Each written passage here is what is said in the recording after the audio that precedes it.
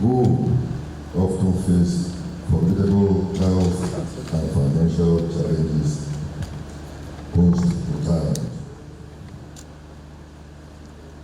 Our years of dedicated service have instilled in us a deep sense of duty and fellowship.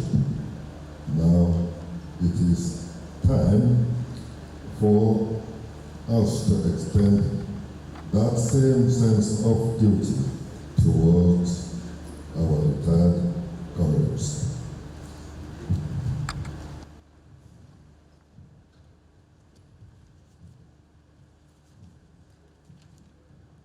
Our retired comrades who need our support more than ever. I propose the launching of a robust platform dedicated to galvanizing support for the welfare of retired police officers.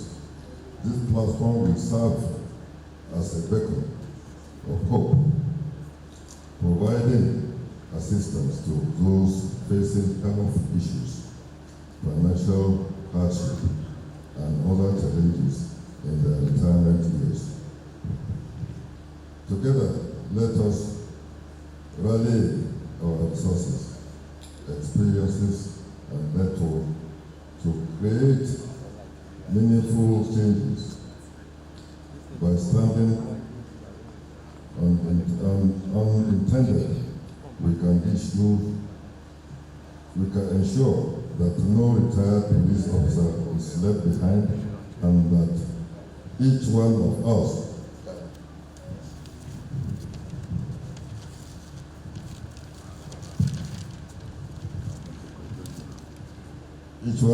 can enjoy a dignified and secure retirement. Thank you for your attention and unwavering commitment to our noble cause. Let us embark on this journey together for the betterment of our retired police community and the legacy of our esteemed profession. Thank you. President, I apologize for coming late, but the time communicated to me was 2 p.m. I wouldn't have missed this for anything, because this is my core area of mandate, the welfare and the pensions of serving and retired police officers. Before I share Mr. President's message, I would like to say a few things. While I use this opportunity to thank our Chief Launcher for his kind and generous donation, and other people who have donated generously, I would like to say that, a little goes a long way, but the government will own up to its responsibility of supporting both the serving, the retired police officers, and the families of our fallen heroes. And we need all the support from all of you. There's an ongoing reforms for the Nigerian police force. This reforms is across all sectors. I'm sure we're all aware that for many years, there's been a lot of reform papers to reform the Nigerian police, but none has been fully implemented. I can assure you that under President Bola Ahmed Tinubu's watch, there will be a reform that would lead to the emergence of a 21st century policing for the Federal Republic of Nigeria. Another area that we need to address is the area of policy gaps. Policy is what gives us the legal framework for us to thrive as institutions. And we count on your knowledge, your guidance, especially our retired IGPs. We're working on a lot of initiatives. One of them is the partnership between the Ministry of Police Affairs and that of Noble Foundation. It's a Bulgarian foundation who will be bringing in funds that will be allocated to retired and pre-retirement activities of the Nigerian police. And it's a huge sum. I would not disclose it because negotiations are still ongoing. But we'll be creative.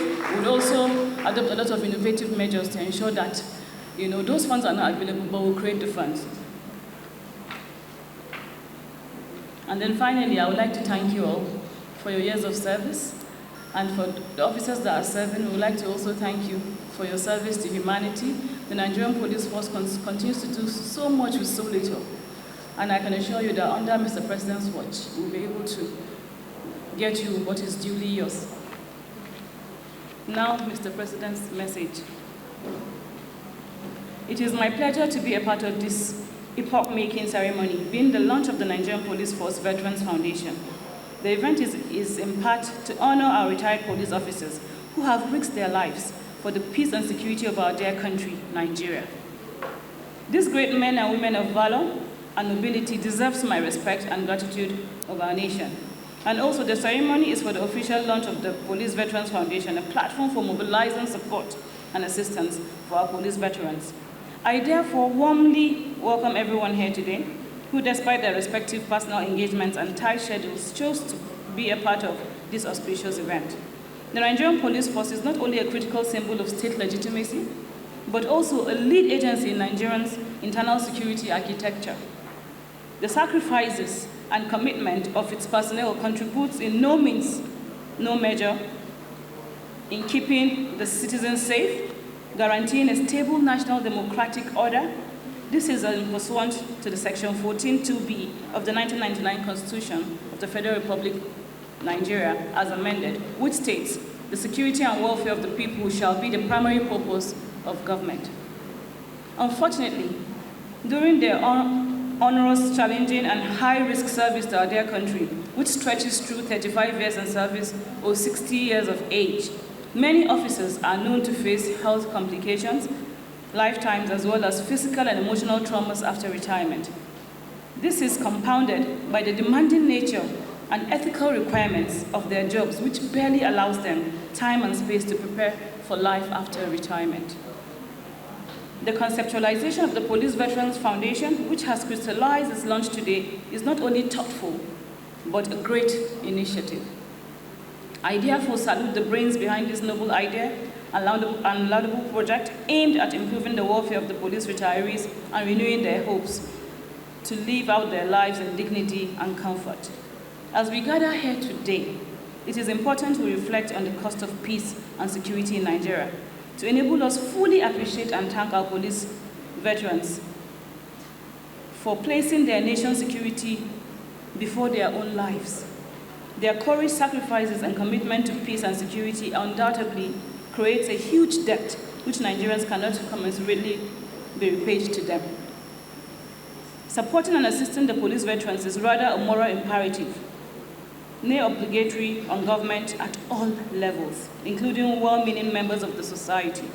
I must acknowledge that without these veterans, Nigeria would have no doubt descended into a Hobbesian state of nature, where life is brutish, nasty, and short, and only the fittest and strongest survive. We are further reminded that the idea of citizenship carries with it a sense of responsibility and patriotic duty. It is incumbent on us, therefore, to acknowledge the efforts, heroism, and sacrifice made by those who gave their all that we may have peace and security in Nigeria. One of such responsibilities is supporting and sustaining the Police Veterans Foundation to enable the attainment of its noble objectives of giving a better life and hopes to our police retired officers that will cushion the effects and burden of post-service challenges. As the President of our dear country, I will not only give my full support to the Veterans Foundation, but would also ensure that such areas like improving the pensions and severance packages of the retired police officers are immediately reviewed to reflect the enormity of their contributions and commitment to our country. Also, administrative processes towards issuance of an executive order will be immediately initiated to set aside a day, perhaps 5th of March, being today, the launch of the Veterans Foundation, or the 1st of April, being the date that the hitherto existing police forces of North and Southern Province were amalgamated to form a unified Nigerian police force as a National Police Veterans Day in Nigeria. On this day, the nation will honor the epic heroism, patriotism, love for country, selfless efforts, and sacrifices of our police officers, both serving and retired, for the common good of Nigerians. Furthermore, it will also serve to immortalize in our consciousness the habit of thoughts and that of action to labor steadily and to commit selflessly with the courage and hard work beyond personal enhancement and selfish interest. for our collective peace and security of our nation. It will also reiterate the third and fourth lines of our first stanza of the national anthem, that the labor of our heroes shall never be in vain, as it will entrench and reflect a tradition of gratitude for honoring our police retirees, and as well as serving as an infectious engagement and assurance to the serving members of the force that their efforts and hard work do not go unchronicled and unrecognized. To complement these initiatives, I have been assured that the force leadership is also pursuing sets of actions to prepare officers for a better life in retirement. These actions encompasses healthcare provisions, financial planning support, specialized training to equip officers with skills that transcend their active service, thereby fostering a smoother transition to retirement. This multifaceted approach underscores our commitment to not only recognize but also to actively contribute to their sustained well-being throughout their entire career and beyond. I will, however, not conclude this address without charging the good people of Nigeria not to lose faith in the government over the hard times we are currently facing. I do know that there's insecurity challenges in the country. I'm not unmindful of the fact that the prices of food and other commodities are going high. I'm not disconcerted, neither have I reneged, and will not renege on my promise to Nigerians during the election campaign period of renewing their hopes in Nigeria. Concrete efforts and measures are already underway to tackle and contain threats and issues of insecurity in Nigeria. Also, strategies have been in place and activated towards stabilizing the economy and ensuring that there's food security in the country. I therefore exhort all to be patient with us. I can assure Nigerians that there remains a whole spectrum of appropriate responses, from reaction, rebuilding, robust engagements to other interventions as circumstances might demand, all aimed at making Nigeria a great nation again. For all that remains to be done and must be done, we are to note that the achievements so far remain significant, and we are ever poised to fulfill our promises to Nigerians and renew the people's hope and faith in our dear country. Finally, I would want to thank every police veteran. Our strength as a nation comes from those who have served in the past and those who are dutifully serving the nation today. God bless you all, and may God bless the Federal Republic of Nigeria. Representing my boss, the Executive Governor of Ebonyi State, Right Honorable Ogbonna Nwifuru, and some few people from Ebonyi State here with me. I want to first of all appreciate this wonderful foundation. And before then, I want to say thank you to all our retired police officers. Because during their time, during their vibrant time, they contributed immensely in saving lives and property of this country and beyond. We celebrate you, sir. Yes, this foundation has come to renew the hope of the retired people. This foundation has come to bring life to the retired people. If you look at this foundation, it's part of what we are doing in Ebonyi State. When we came on board, our manifesto in Ebonyi State is People's Charter of Needs. What did we do? We started by looking into what we can do to our citizenry to ameliorate their sufferings. And what did we start with? Paying pensions to all the retired people, pensions and gratuity. And we started it from 2016 to 2022. That one alone has renewed the life of people. That one alone has brought succor to people that has retired for so many years. And I believe other state governors can as well look into their manifesto and look at the people-oriented program that can help our people, that can bring back hope to our people, that can change the situation of this of our citizenry in the whole of this state. Not just here and beyond. A lot of people retired, no hope, no house, nothing. We have said it all here. And thank you, Mr. Wedamosi. You really hit the nail on the cross. Yes, we cannot wait for this foundation before we do something. This foundation is just in support. And I believe with this renewed hope agenda of our president, we can do more to help our people. We can enact a law that can help our people. That a moment you retire, there is something good for you.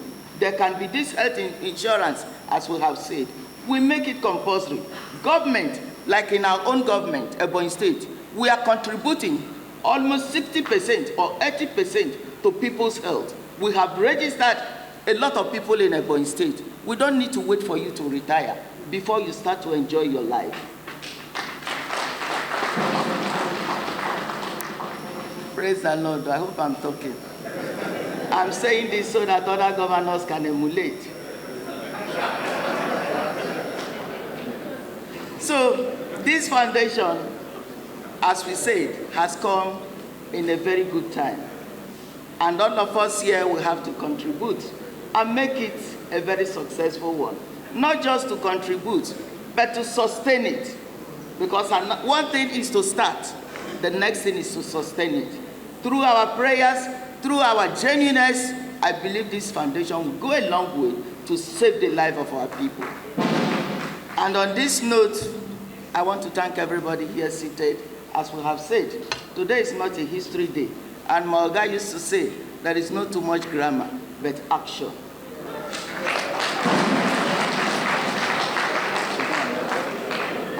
Well, I don't know what to say, but on behalf of my boss, Keep it very, very short on my goodwill message. My name's Right Honorable Lovett DC, former member, House of Representatives in the 8th Assembly under the speakership of Right Honorable Yakubu Dogara.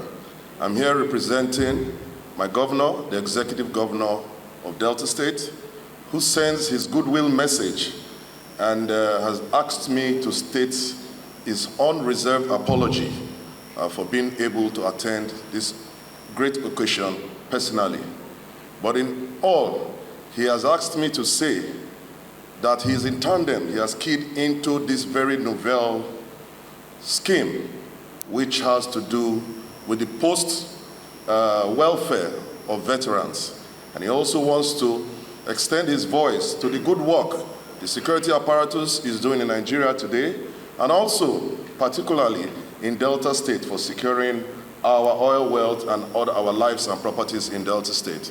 So to this end, I extend his goodwill message, and be rest assured, as the Executive Assistant to His Excellency here in the FCT, you will definitely hear his massive support towards this all-novel scheme. Thank you and God bless you.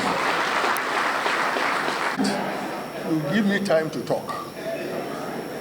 I welcome this initiative of the police, but I have my observation to make. I'm a member of the Nigerian Army Veterans, and I'm going to talk from my own personal experience. The Veteran Foundation will take you so far, but really the issue you're talking about are very fundamental. Health and economic well-being. Now, I don't know much of how far you have gone with the police and these pension contributions. And I would strongly advise that the first problem you do to solve the problem of economic issue with the police is to get yourself out of that contributory pension.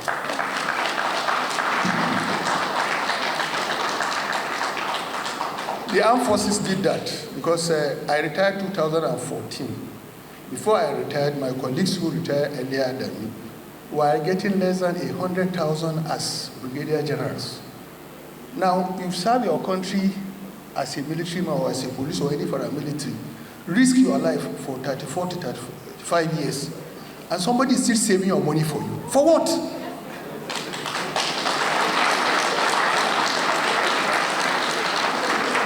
They should give you your money. And it's not a question of foundation, it's a budgetary issue. one thing we must take here, and I have a good example, our parents, our uncles are here. We now have a situation where officers live longer after they retire than even the years they served.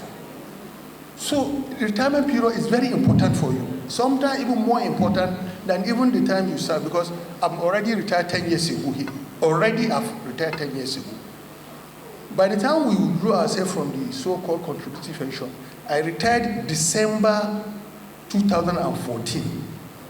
I got my all entitlement by January 2015. By February 2015, I was already receiving my pension. And just about 60% of my own salary. So I didn't have any economic issue when it comes to pension. Then when it comes to health, please have your health insurance scheme. The armed forces have defense health maintenance insurance scheme. I assess health in the ministry, in the armed forces, the same way a serving officer assesses health. I register with DIA, and I go to DIA clinic. And let me give you the bad news. You will never know that sickness is waiting for you until you're retired. For my 34 years, I have my Oga and friend here, Onobu, we are good friends. For my 34 years, I never knew I have a bad spine. I thought I was very fit. The thing was waiting for me until I tried. 3 years after retirement, I couldn't walk. And in the last 6 weeks, I've been in Germany I had 2 major surgeries. So please prepare for retirement, because you are going to live longer. Most of us, by the grace of God, will live longer. But please prepare for health issue. And it's a budget issue. It's not a question of a foundation. You must have your own health insurance, and you must all capture all your retired officers so that they assess health the same manner the serving officers assess health. These are my 2 advice for you. Thank you so much. And Ladies and gentlemen, the Inspector General of Police sends his apologies for not being personally able to attend this occasion. Issues of welfare of both serving and retired officers are his priority. As such, he would have desired to be here. But for the fact that he has had to travel out of the country on a very significant assignment, accept his apologies, and therefore I stand to represent him. Police veterans are what we hope to become sooner or later, because it encompasses Nigerian police officers who have served the Federation meritoriously. Despite the enormous contributions to national development, the fact still remains that police veterans are faced with various challenges. This is why the launch of Police Veterans Foundation at this time is most apt. The Inspector General of Police promises that he will support and give his cooperation where necessary to see that the Police Veterans Foundation achieves its desired goals, especially because this is in line with his welfare aspirations for the police officers, both retired and serving. As we launch this foundation, let us do so with a renewed sense of unity, determination, purpose, and compassion. Thank you for this noble idea of establishing the Police Veterans Foundation in the country. And may the Police Veterans Foundation be a testament to the bonds of camaraderie and support that unite us. Thank you all, and God bless. To give the vote of goodwill message on behalf of the members of the armed forces. So it's indeed a privilege and an honor for me to convey the felicitations, the greetings, commendations, and congratulations to the leadership of Nigerian Police Service Commission, here being led by Chief Solomon Arasi.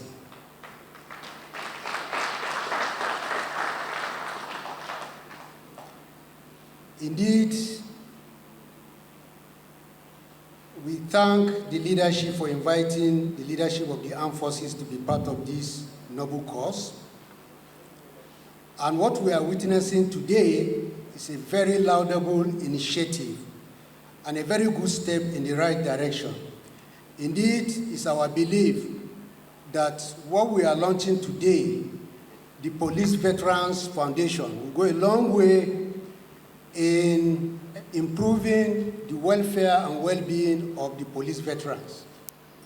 And even the policemen that are still serving, because we believe they will be motivated knowing that when they leave the service, they have a foundation that can take care of them. So, on this note, I want, on behalf of my colleagues, congratulate you, commend you, and wish you all the best. For our support, it will be communicated individually by the services. Once again, thank you and God bless. Of this noble event, and particularly to the initiator, who is a bosom friend of his, and given his legislative position, you know without saying that whether they like it or not, they have to interact. Because the Police Service Commission is legislatively superintended over by the Senate Committee of Police Affairs. Whatever I say from now on is what he has asked me to say. And I start.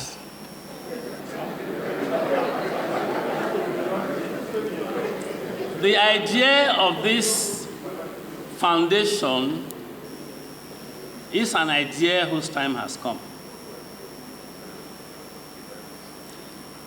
And for this, he is particularly appreciative of the chairman of the Police Service Commission, Dr. Solomon Arase.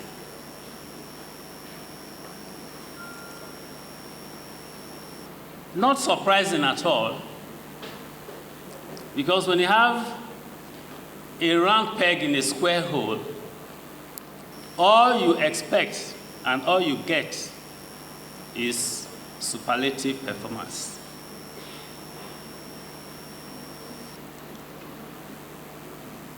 The idea of the foundation, as noble as it is, may not be realized fully if there isn't resource backing to push forward those objectives.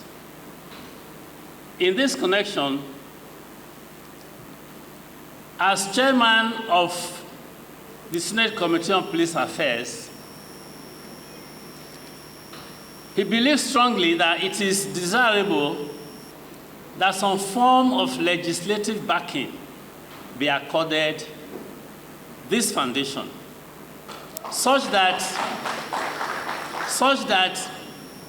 you wouldn't have to depend on the meager contributions such as we are expecting here today. Because if you take one index, the health challenges alone, I don't see how much contributions that can be made by this forum that will foot the bill of those health challenges. We heard just now the roast from somebody who's been to overseas for surgery twice within a matter of days. I wonder if the foundation can foot the bill of 10 members that needs to go to Germany, Turkey, the US, and wherever those fantastic health facilities are. So for that purpose, he believes strongly that if there is an institutionalized form of backing with financial input into the well-being of retired police officers, that may be more fruitful. The retired police officers I see here today, I've seen some walk down and up the staircase here, entering the auditorium, are still fit and can be useful to the nation, even at this their stage in life. And the chairman has said that I should put it across to you here that the committee, that's the Senate Committee of Police Affairs, is in dire need of consultants. Because like you know, you may head the Police Affairs Committee, that doesn't make you a police officer or a retired police officer. Most of the committee members are civilians. They will need the guidance, the advice, the suggestions, and research input into legislative measures that is greatly needed for effective and efficient production of legislation that will enhance policing in Nigeria and also afford a sustainable life after retirement from the police force. In other words, he has asked me to tell the officers here not to be afraid of blowing their own trumpet, announcing their presence everywhere.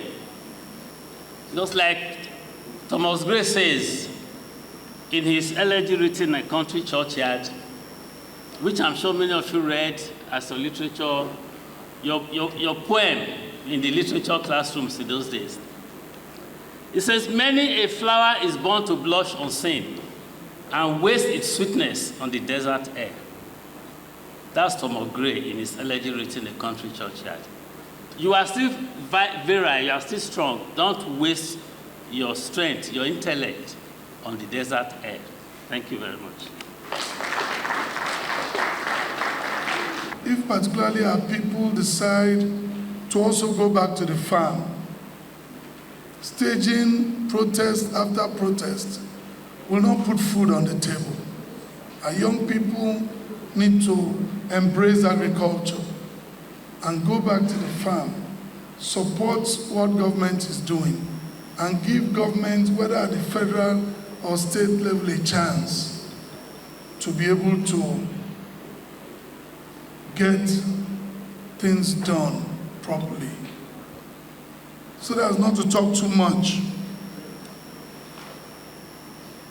When I got the invitation, there's not much a governor can do by himself because you're a manager of public trust and you cannot dish out of the common purse of that because you'll be accountable.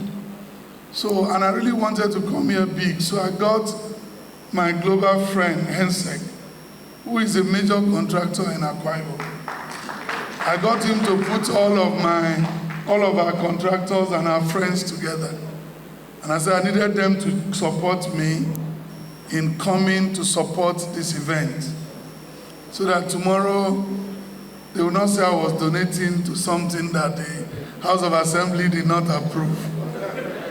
So I got my friends to come, and so they nominated him to join me. And he's here with me. We have put together all of the donations, and I'm just to announce, but the champion who will deliver it is led by Mr. Engineer Wem Okoko, the Managing Director of NSEC Engineering. They have asked me that they will support what I support, so together they've put together and asked me to announce the sum of 50 million naira.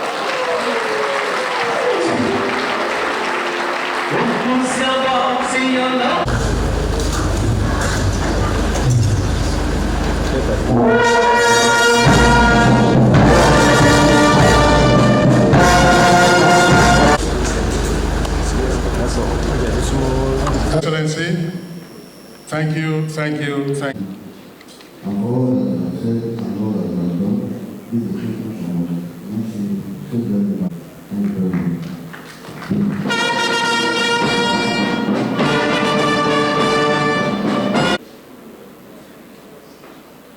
When I was posted to this particular